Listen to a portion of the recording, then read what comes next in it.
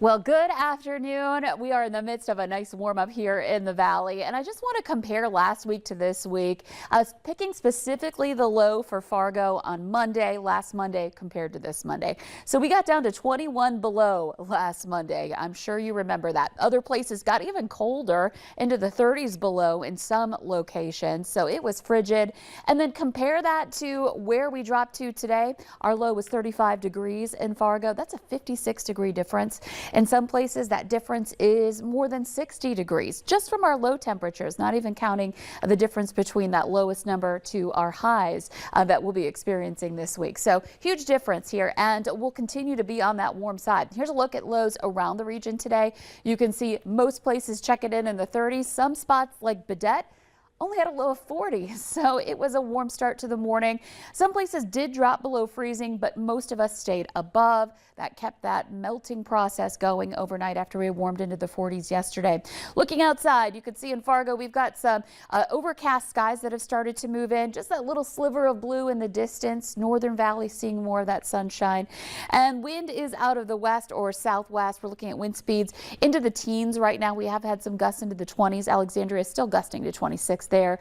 That should come down a little bit more as we go through the day, but still can't rule out some 20+ mile-per-hour gusts. Let's take a look at that radar and satellite map again. Here's that little clearing I was showing you on our sky cam.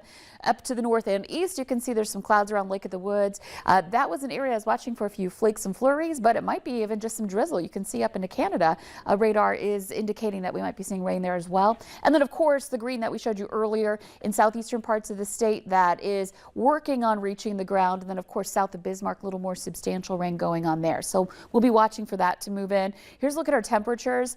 You can see most of us in the 30s to some 40s. Check out Aberdeen, though, in the warm spot here at 52 degrees. It's 39 in Oaks and Gwinner, and Fargo's at 40. It's 43 in the Grand Forks area. So a warm afternoon to start. We'll continue to see those temperatures staying into the 30s to some 40s today. And here comes that rain moving into the afternoon, that more substantial rain right along that James River Valley area into the North Dakota, South Dakota line area. The rest of us staying dry. We'll just kind of be in that area of mostly cloudy to partly cloudy skies here for this afternoon.